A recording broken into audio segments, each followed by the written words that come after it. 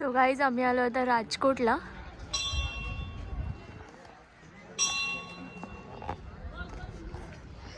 बघा सगळी गँग उभी.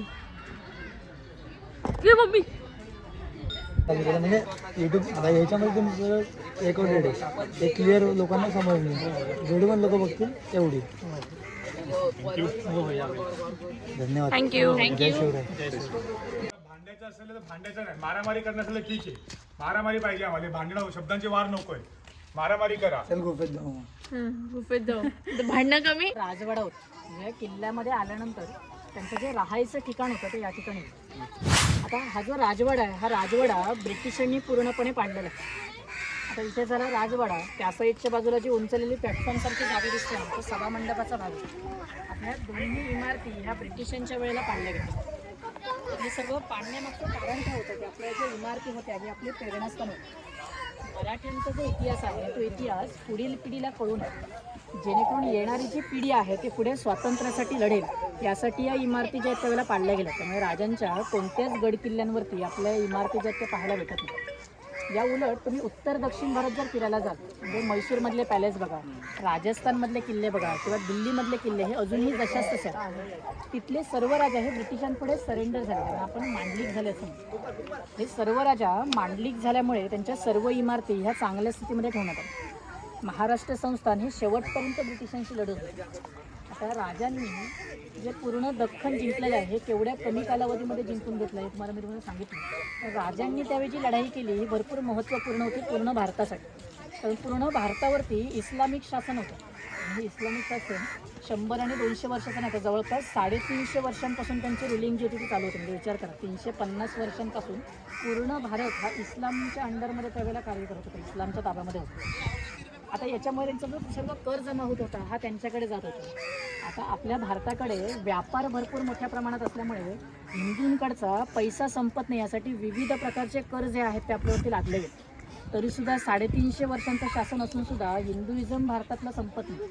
आणि ह्या राजांकडे शेवटचं टार्गेट काय राहिलं, जो औरंगजेब राजा होता की पूर्ण भारत हा इस्लाम कन्वर्ट करणं हा त्याचा एकमात्र हेतू होता. कारण पूर्ण भारत तर जिंकला होता, पैसा तर भरपूर होता, एवढा होता की पाण्यासारखा पैसा वाहू शकत होता. मग इस्लाम कन्वर्ट करण्यासाठी हिंदूंकडचा पैसा आपण खेचून घ्यायचा आणि पूर्ण त्यांच्याकडची परिस्थिती खराब करून त्यांना इस्लाम धर्म स्वीकारायला लावायचं. यासाठी जिजिया कर त्यावेळेला हिंदूंवरती लादला गेला. हा जिजिया कर का होता, ज्याला नॉन इस्लामिक टॅक्स म्हटलं जायचं.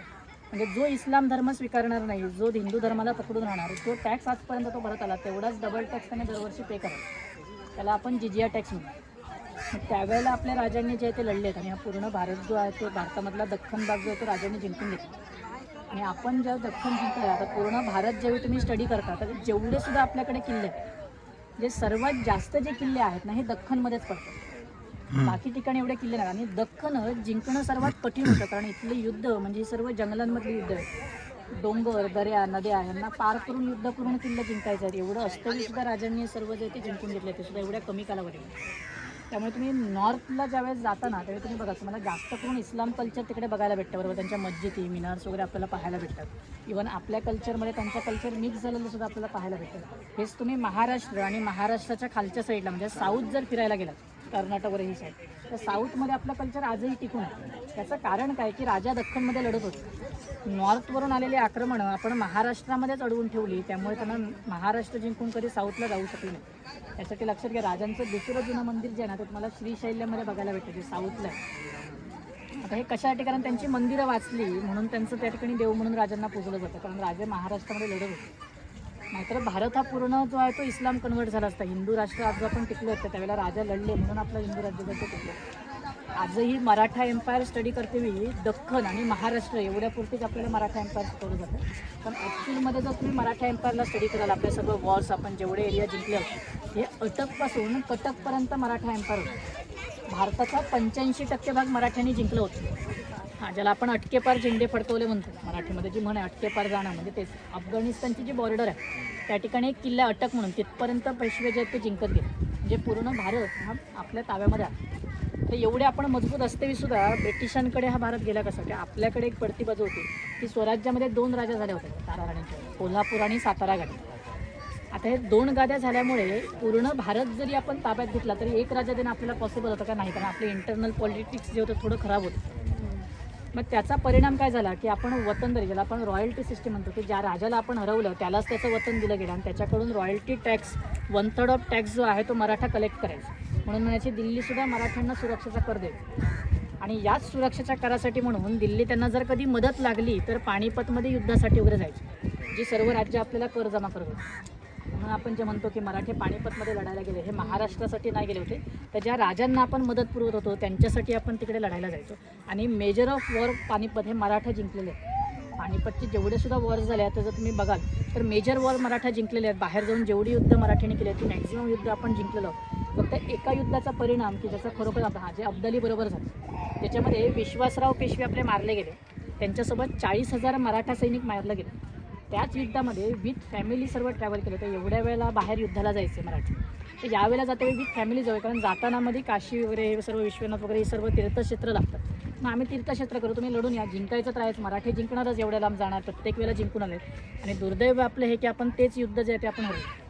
तर इतिहासामध्ये आपली नोंद काय की मराठ्यांच्या 2 पिढ्या एका युद्धामध्ये मारल्या गेल्या, म्हणजे 2 जनरेशन त्या युद्धामध्ये मारल्या गेल्या, बाप लेक विथ फॅमिली मारल्या गेल्या. याचा इम्पॅक्ट काय होतो, त्यावेळीची जर आपण लोकसंख्या बघितली तर 40,000 विथ फॅमिली म्हणजे ती भरपूर मोठी लोकसंख्या झाली. आणि आपल्याकडे जनरेशन गॅप निर्माण झाला, म्हणजे येणारा सैनिक कुठून तयार होणार. मग पुढे काय झालं की ज्या युद्धाला आपण बाहेर गेलो, हा कशासाठी गेलो, आपल्याला टॅक्स भेटणार, पैसा भेटणार, फंडिंग येणार, त्यासाठी आपण खर्च करून एवढ्या लांब गेलो युद्धाला. मग हे राजा त्यावेळेला जाऊन ब्रिटिशांना सरेंडर झाले, ज्यांना आपण मांडलिक झाले असं. टॅक्स द्यायला मराठ्यांना डिले केल्यामुळे आणि ब्रिटिशांशी जवळीक साधल्यामुळे इंटरनल पॉलिटिक्समध्ये ब्रिटिश आले. आणि टॅक्स म्हणजे पैसा जमा झाला. आता एवढा सर्व एरिया सांभाळायचा म्हणजे इकॉनॉमी तर स्टेबल पाहिजे. मग इकॉनॉमिकली प्रेशर बिल्डअप झाला आणि आपल्याला 2च गोष्टी महत्त्वाच्या असतात राज्य सांभाळ, म्हणजे सैनिक आणि दुसरं म्हणजे इकॉनॉमी. आणि ह्या दोन्ही गोष्टी त्यावेळेला थोड्याशा कोलॅप्स झाल्या आणि त्याचाच फायदा ब्रिटिशांना मिळाला. कारण ही मोठी संस्थानं त्यांच्या अंडर गेली, पैसा त्यांच्या ताब्यात आला आणि इंटरनल पॉलिटिक्स त्यांना कळलं. त्यावेळी त्यांनी डिवाइड अँड रूल करून पूर्ण भारत जो आहे तो ताब्यात घेतला. मग येणाऱ्या पिढीला मराठ्यांचा इतिहास कळू नये यासाठी आपल्या इमारती ज्या त्या पाडल्या गेल्या. त्यामुळे खऱ्या इतिहासामध्ये वाद व्हावेत यासाठी बऱ्याचशा गोष्टी ह्या ब्रिटिश काळामध्ये आपल्या इतिहासामध्ये जाणून बुजून घुसवलेल्या आहेत. म्हणजे आपल्या पाठ्यपुस्तकांपर्यंत येऊन पोचल्या, म्हणजे किती मोठं मॅनिप्युलेशन आपल्या इतिहासासोबत केलं आपण पाहू शकतो. त्याची 1-2 उदाहरणं तुम्हाला सांगतो, म्हणजे इतिहासाचा दृष्टिकोन जो आजपर्यंत आपण बघत आलो तुमच्या लक्षात येईल की आपल्या पुस्तकामध्ये राजांनी ज्यावेळी सुरतेवरती जाऊन हल्ला केला त्यावेळी आपल्या पुस्तकामध्ये उल्लेख आहे की सुरतेवरती लूट घालायला गेली. हा सुरतेवरची लूट असं आपल्याला एक चॅप्टर जो आहे तो शिकवला गेला, सुरतेची लूट.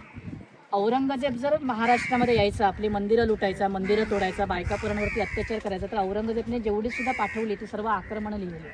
आणि आपण जर त्यांच्या एरियावरती जाऊन हल्ला करतो तर आपल्या इकडे लूट शिकवलेलं आहे. आपले राजा लुटार होते का, त्याच्यात लूट म्हणून शब्द टाकला. तर हा सर्व जाणून बुजून टाकलेला शब्द आहे. त्याला इकॉनॉमिकल स्ट्रॅटेजी अशा पद्धतीने प्रेझेंट करण्याऐवजी लूट म्हणून प्रेझेंट केलं गेलं, जेणेकरून बघणाऱ्यांचा माइंडसेट बदला. पुरंदरच्या तहाची गोष्ट आपल्याला माहिती आहे. राजांनी पुढाकार घेऊन त्यावेळेला तह करणं पत्करलं. आपले 23 किल्ले औरंगजेबला दिले गेले मिर्जा राजा जयसिंग. राजा म्हणून तुम्ही करार केलात आपल्या जनतेसाठी, यासाठी औरंगजेबने वाढदिवसादिवशी जे सर्व राजांना बोलवलं होतं म्हणून शिवाजी राजांना सुद्धा तिकडे बोलवलं गेलं. ॲज अ राजा त्यांना इन्व्हिटेशन आलं होतं बड्डेला तिकडे भेटण्यासाठी, परंतु तिकडे त्यांना काय रॉयल ट्रीटमेंट मिळाली नाही. प्लस त्यांना फसवून तिकडे पकडलं गेलं. पण तिकडे शब्द काय की राजांना आग्र्यामध्ये अटक झाली. अटक कोणाला होते, गुन्हेगाराला. आपल्या राज्याकडे गुन्हेगार होते की ज्यांना अटक झाली. म्हणजे जे शब्द आहेत हे जाणून बुजून टाकलेले आहेत. कारण इतिहासाला एक वेगळं वळण लावलं होतं, इतिहासाला इन्फ्लुएन्स करता होतं. ते ब्रिटिशांच्या वेळेला 150 वर्षामध्ये इतिहास आपला नष्ट केला आणि अशा बऱ्याचशा गोष्टी इतिहासामध्ये आणल्या ज्या कारणामध्ये इतिहासामध्ये आपल्याला दुमत जे आहे ते बघायला भेटतं. कारण आपला इतिहास भरपूर मोठा होतो. हा इतिहास बाहेर पडून हे एकमात्र कारण. तुम्हाला एवढा मोठा इतिहास आता लपून कसा ठेवला, तर लपलेला होता आपल्या. तुम्ही स्वातंत्र्याच्या वेळेचा जर आपला इतिहास वाचाल तर ज्यावेळेला फुले रायगडवरती गेले त्यावेळेला महाराष्ट्राला कळलं की राजांची समाधी रायगडवरती. म्हणजे जो राजा आपल्यासाठी लढला त्याची समाधी आपल्या लोकांना माहिती नाही की रायगडवरती, म्हणजे इथपर्यंत परिस्थिती खराब झाली. ह्या पूर्णपणे जाणून बुजून इतिहास जो आहे तो ब्रिटिशांकडून लपवला गेला आणि मॅन्युप्युलेट केला गेला आणि इतिहास हा कधी बाहेर पडू नये. तर या राजवाड्यामध्ये छत्रपती शिवाजीराजे फक्त 2 वेळा येऊन राहिलेले आहेत. 2 वेळा फक्त, आणि तेवढा वेळ नव्हता. एवढी युद्ध, एवढी आक्रमणं आणि त्याच्यामध्ये शत्रूची येणारी आक्रमणं झेलायची आणि ह्या सर्व गोष्टी करण्यामध्ये वेळ नसल्या कारणाने फक्त 2 वेळा येऊन आले. आणि त्यांच्या व्यतिरिक्त जर कोणी राहिलं असेल तर राजाराम राजांच्या पत्नी म्हणजे ताराराणी या ठिकाणी राहिलेल्या आहेत. त्यांनी जवळपास 5 महिने वास्तव्य केले. इनिशियल स्टेजला औरंगजेबची जी युद्ध चालू होती त्या टायमिंगला ताराराणी 5 महिने ते राहिले सुरक्षेसाठी म्हणून, कारण औरंगजेबसुद्धा त्यांना मारण्याचा प्रयत्न करत होते या कारणाने. आणि त्याच्यानंतर त्यांनी रुलिंग केली जे 10 डिसेंबर 1761 पर्यंत. म्हणजे महाराष्ट्रावरती जास्त काळ जर कोणी राज्य केलं असेल तर त्या ताराराणीने केलं. चला, आपण आता बुरुज बघू. बुरुंवरती वगैरे आपल्याला लक्ष ठेवता यावं, त्यांच्या जहाजांवरती आपल्याला लक्ष ठेवता यावं, यासाठी या बुरुजांचा वापर करायचा. हे बुरुज मी तुम्हाला मॅपमध्ये दाखवले. टोटल जे आहेत ते 29 बुरुज आहेत. त्यातला हा जमिनीवरचा सर्वात उंच बुरुज आहे. बुरुजाला निशाणकाठीचा बुरुज म्हणायचा. आता इथे बघवा लावत नाही. आता 19 वर्षी वर्षभर असतो. इथे 15 ऑगस्ट 26 जानेवारी आणि 1 मेला तिरंगा झेंडा जो आहे तो फडकवला जातो. आता हा जो बुरुज आहे, बुरुजावरती ज्या गॅप आहेत त्या ठिकाणी तोफा ठेवल्या जायच्या, कारण उंच जागेवरून लांबपर्यंत हल्ला करणं शक्य आहे. ह्या जे बुरुज आहेत, या बुरुजाचा जास्त वापर म्हणजे किल्ल्यावरती लक्ष ठेवणं, इथपर्यंत आपल्याला सांगितलं किल्ल्यावरती लक्ष ठेवणं, आजूबाजूचा एरिया पाहणं. पण आपण लहान मोठा कोणताही किल्ला जरी बघितला, जरी इव्हन तुम्ही डोंगरी किल्ला बघला, ज्या डोंगरावरती उभं राहून आपण चारी दिशा पाहू शकतो, त्या किल्ल्यावरती सुद्धा तुम्हाला बुरुज जो आहे तो बघायला भेटतो. याचं कारण काय असतं की बुरुजाचं अतिमहत्त्वाचं काम म्हणजे ज्यावेळेला किल्ल्याच्या आतमध्ये युद्ध होतं, शत्रू सैनिक आतमध्ये घुसतो, युद्ध करायला सुरुवात करतो किंवा तटबंदीच्या जवळ आलेला असतो, ह्या युद्धाची पूर्ण परिस्थिती पाहून आपल्या सैनिकांना योग्य प्रकारे कमांड देणं, यासाठी या बुरुजाचा वापर करायचा. म्हणजे आता तुम्ही कमांड सेंटर असं म्हणू शकता. म्हणजे इंटरनल वॉर हे पूर्ण ऑपरेट करण्यासाठी या बुरुजाचा वापर जो तो केला जातो. आपला जो कमांडिंग ऑफिसर असायचा तो बुरुजावरती उभं राहून इशारे करून त्यांचे जे काही सिग्नल्स असायचे, सिग्नल्स दाखवून सर्व सैनिकांना तो मॅनेज करायचा. त्यामुळे आपल्याला पिक्चरमध्ये दाखवलं जातं की इथे जर शत्रू येऊन पोचला, इथे जर त्याने आपला झेंडा लावला तर किल्ला सरेंडर झाला असं म्हटलं. आणि एकतर आपला कमांडिंग ऑफिसर मिळाला असतो, म्हणजे आपल्या सैनिकांना कमांड मिळणार नाही. दुसरी गोष्ट म्हणजे बुरुज शत्रूच्या ताब्यात असतो, म्हणजे बुरुज शत्रूचा कमांडिंग ऑफिसर बुरुजापर्यंत पोचलेला असतो, तो आपल्या सैनिकांना कमांड देऊ शकतो. यासाठी ती सिच्युएशन जी आहे ती दाखवली जाते. त्यामुळे बुरुज हे सगळ्यात महत्त्वाचं ठिकाणच आहे किल्ल्यामध्ये. त्या बुरुजावरती जे पडलेलं बांधकाम आहे आणि आपल्या सैनिकांच्या चौक्या, ज्या ठिकाणी आपल्या सैनिकांना आराम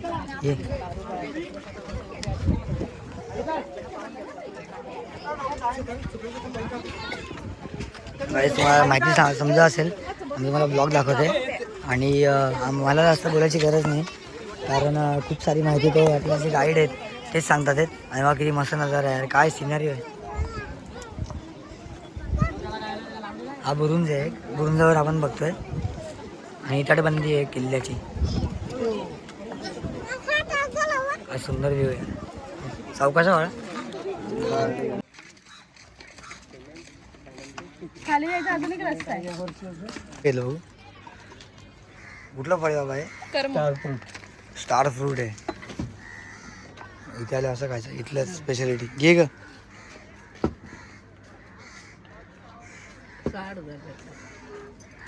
घे ना अजून एक, अजून एक द्या. अजून एक दे. चांगलं आहे का? बर्फ टाकून का माझ्यामध्ये? भरपूर नाही म्हणतात. बरं आहे, बरं आहे. भरपूर फक्त याच्यासाठी. अगदी मस्त आहे. लिंबू सरबत आणि घेतलं फळ. हा छत्रपती शिवाजीराजांनी किल्ला बांधून घेतला. त्याचे जे आर्किटेक्ट होते ते हिरोजी इंदुरकर, ज्यांचं नाव तुम्ही रायगडवरती ऐकलं. ज्यांनी रायगड बांधला त्यांनीच हा पूर्ण किल्ला बांधला. 25 नोव्हेंबर 1664ला किल्ला बांधायला सुरुवात केली, 1664ला, आणि 29 मार्च 1667ला संपूर्ण किल्ला पण कंप्लीट झाला. म्हणजे 2.5 वर्ष लागले हा पूर्ण किल्ला बांधायला. हा पूर्ण किल्ला बांधायला जो दगड वापरला आहे तो ह्या बेटावरचाच वापरलेला. आतमध्ये जो आपण खडक पाहिला तोच दगड फोडला आणि बांधकामासाठी म्हणून वापरलेला आहे. आणि हे दगड जॉईंट करण्यासाठी जे कन्स्ट्रक्शन मटेरियल वापरलं, आज कसं आपण सिमेंटचा वापर करतो, पूर्वी काय त्याचे गूळ, चुना, शिसं, वाळू, रेती, उडदाची डाळ, भेंडीचा रस, कात, बेलफळ असे 8-9 प्रकारचे जिन्नस एकत्र करायचे आणि बांधकामामध्ये वापरायचे. हा पूर्ण किल्ला बांधायला 500 खंडी शिसं वापरलं.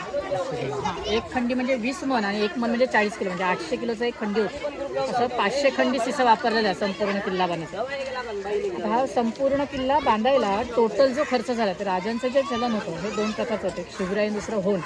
होन हे सोन्याचं नाणं होतं. 2.75 ग्रामचं एक सोन्याचं नाणं, अशी 1 कोटी नाणी वापरलेली आहे संपूर्ण किल्ला बांधायला. हा एवढा मोठा खर्च करून हा किल्ला बांधला याचं मुख्य कारण म्हणजे राजांना आपण फादर ऑफ इंडियन नेव्ही असं म्हणजे आपल्या भारतीय आरमाराचे जनक होते. ते जनक म्हणून त्यांनी हा किल्ला जो तो बांधला, जेणेकरून आपला आरमार जे तिथे सुरक्षित राहील, सागरी सुरक्षेसाठी, कोस्टल लाईन सुरक्षित राहील, जो ट्रेड येणार, व्यापार येणार याच्यावरती कंट्रोल आणता येईल, यासाठी हा पूर्ण किल्ला जो तो बांधला. थँक्यू. माझं नाव सागर पाटील. मस्त माहिती सांगितलं ना. ते पोर्तुगीज लोकांचा हल्ला झाला आहे, डचांचा हल्ला आहे, त्याच्यामध्ये जे समुद्री चाचा होते, जे लुटारू होते, त्यांचा हल्ला झालेला आहे. जे आक्रमणं बरीच झालेली आहेत. नाही, जिंकून कोणीच अजिंक्य किल्ला. जंजिरा पण होता, पण जंजिरा पण अजिंक्य किल्ला. अजिंक्य ना. जंजिरा महाराष्ट्राला दुसरा म्हणजे आपला सिंधुदुर्ग आहे. अजून एक म्हणजे देवगिरी किल्ला, दौलताबादचा किल्ला. हे 3 किल्ले अजिंक्य किल्ला. आपल्याला म्हणजे आता समजा आपल्या एवढ्याला माहिती आहे, असं आता तुम्ही म्हटले की ब्रिटिशांनी तेव्हा आपला इतिहास पुसण्याचा प्रयत्न केला, मग आता जर आपल्याला सगळी माहिती आहे तर आपण हे आणत का नाही? ना एवढं जास्त लक्ष नाही आहे या गोष्टींकडे. आता कसं आहे आपण की हे आणण्यासाठी काय करू शकतो? आता हे वर्ल्ड हेरिटेजमध्ये आपले किल्ले गेलेले आहेत, तर ज्यावेळी त्याच्यावरती प्रॉपर जे स्टडी होणार स्टेप बाय स्टेप त्या पद्धतीने त्याला आता बरेच वर्ष जाणार. आता रायगडपासून त्यांनी काम चालू केलं, रायगडवरती उत्खनन वगैरे सर्व चालू आहे. मग ते सर्व आधी पहिलं कसं होणार, हे उत्खनन होणार. उत्खनन झाल्यानंतर ते प्रिझर्वेशन. की आपण कसं हे आणू शकतो? मेन म्हणजे इतिहास आपण जेवढा वाचू जेवढ्या गोष्टी बाहेर पडत राहतील तेवढ्या गोष्टी ज्या आहेत अजून जास्त पुढे लोक अवेअर झाले तर त्याचा आपल्याला फायदा होणार. जेवढ्या लोक अवेअरनेस आहे, जेवढे लोक किल्ल्यांवरती व्हिजिट करतील, आपला इतिहास पाहतील, तेवढं जास्त लवकर इतिहास बाहेर येईल. म्हणून मी इतिहासाकडे दुर्लक्ष केलं ना तर मग ते आता तुम्ही सांगितलं त्यातलं आम्हाला 100% पैकी 80-70% आम्ही ऐकलं चालू केलं. म्हणजे यूट्यूब आता याच्यामध्ये तुम्ही सगळं रेकॉर्डेड आहे, ते क्लिअर लोकांना समजलं. जेवढे पण लोक बघतील तेवढी. धन्यवाद. थँक्यू. जय शिवराय. फोन करतो थांब. नंबर नाही दिला त्यांनी. दा तुझ्या फोन मध्ये काढ ना सिनेमॅटिक व्ह्यू. हा ठीक आहे, भाई काढ ना, तू तिथे उभा आहेस माहिती ना. नाही काय तुमचं सिनेमा. बघ इथे.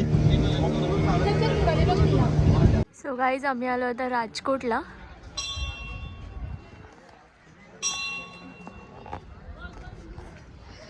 बघा सगळी गँग उभी. ये मम्मी. आणि तुम्ही समोर बघू शकता आपलं शिवाजी महाराजांचं स्मारक आहे, तुम्हाला दाखवते. वा खूप सुंदर आहे.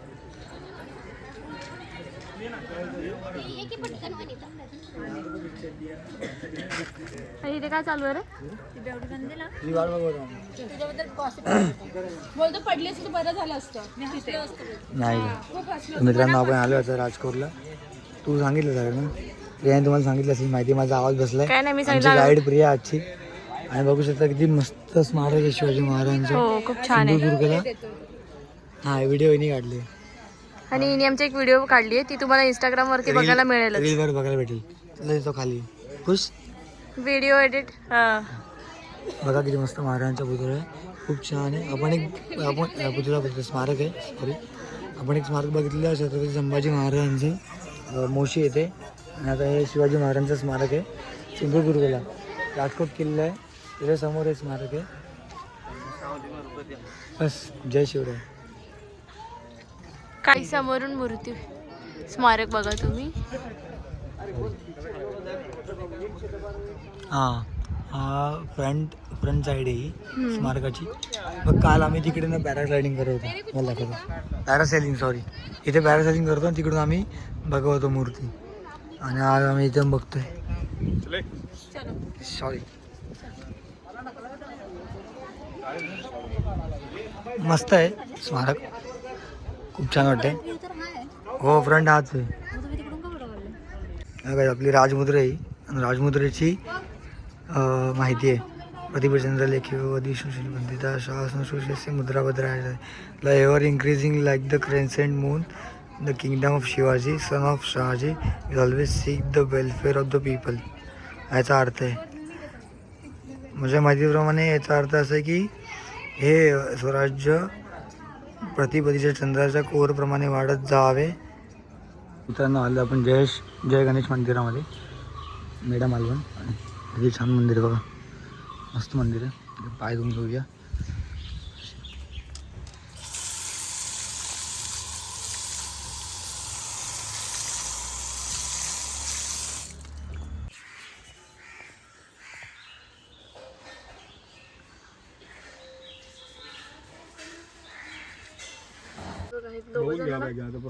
मोदक आणायला गेलेले आणि दोघं तिथेच खात बसले.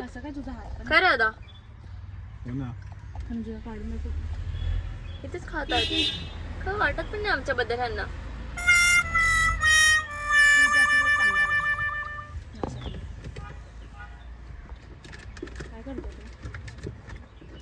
ते दिव्या कशी खाते यार मोदक. दादा ती बघ, तिच्याकडे बघ दादा. आपल्या तिघांना सोडून दिलं त्यांनी. हा ना, कसले म्हणजे कसले. मित्रांनो आता आपण आलोय श्री ब्रह्मानंद स्वामींची समाधी इथे. तर मस्त आहे इथे प्लेस. दादा आपण अशी एंट्रन्स आहे. चल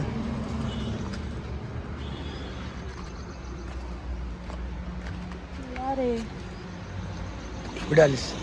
तो काय ड्रोन शूट घेते का माझा?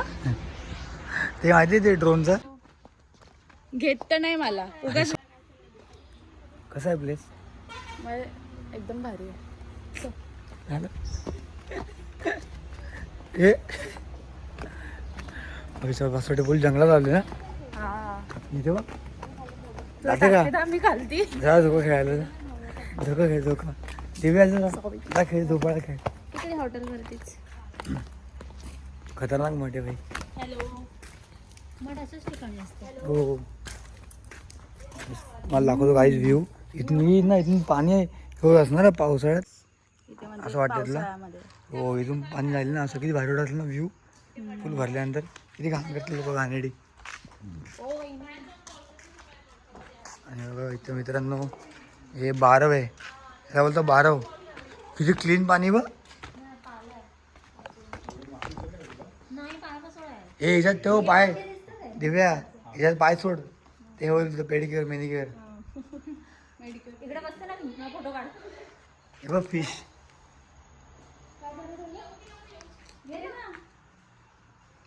हा हे इथे शकते ना. इथे मंदिर आहे म्हटलं. चला पहिले बाहेर पडून सर मग इकडे येऊ परत. आई कसलं क्लीन पण ना पाणी. त्या ह्याच्यामुळे का त्या माशांमुळेच क्लीन आहे. हे बघा एंट्रन्स. आणि वा वॉटर मट. चप्पल काढू आपण. हे बस प्लीज इकडे. तिथे बस ना. हे नको जाऊन दे भाई. हे बघ आई काय मस्त इथे बघ. खतरनाक रे. हे मस्त आहे यार. सही मठ आहे यार. मस्त आहे. ब्रह्मानंद स्वामी यांचा मठ आहे.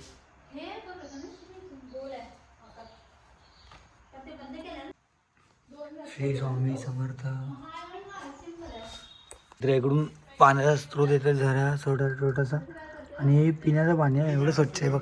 हे पिण्याचं पाणी एवढं क्लीन पाणी वाटत पण नाही. पाणी इथे पण ना कॅमेरासाठी ठेवलं तर असं वाटतं जमीनच आहे.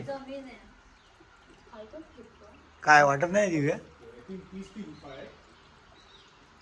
कुठली ही काय ही पण आहे इथे किंवा ती. अरे 2 रस्ते बोला ना तो.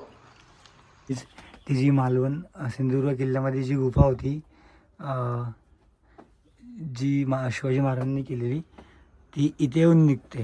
त्यांनी आपल्याला सांगितल्या माहितीनुसार. आणि हीच गुफा आहे ती.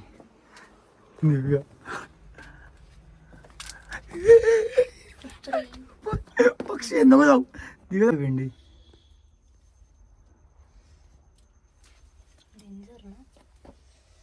हे भाई ते माहिती का बोललेला तो 2 रस्ते होते एक चुकवण्यासाठी. हे बघ इथे. हा बघ बुजवलंय बघ. इथे इथे इथे इथे हळूहळू लागेल लागेल. तिकडे पण तर आहे ना. अगं इकडे एकाच जागी 2 रस्ते केले की चुका आहे म्हणून. इकडे इकडे तो बोलला आपल्याला बघ. माहिती आहे पण तिकडे पण आहे गुफा. ती गुफा नाहीये. इथे ते इथे ते. अरे समजलं हे इथून दिसतंय ना मला. मग ये ना तू पण आलेस भाई. कोणते हे 2 आहेत की ते एक आहे? अरे बाबा 2 ते 4 असू शकतात. त्याला काय. हा हे बघ म्हणजे एकाच ठिकाणी जाऊन समजलं. तू गंजी जाऊ कुठे जाऊ. पण येणार तर तिकडे. आणि इथून पण पुढे वेगळे असणार अजून रस्ते. खतरनाक रे भाई. भेटली काय आपल्याला गुफा फायनली जी इकडून डायरेक्ट निघते किल्ल्यावरती सिंधुदुर्ग. आता याच्यातली माहिती नाही कुठली नक्की. दिव्याला बघते कुठली खरी.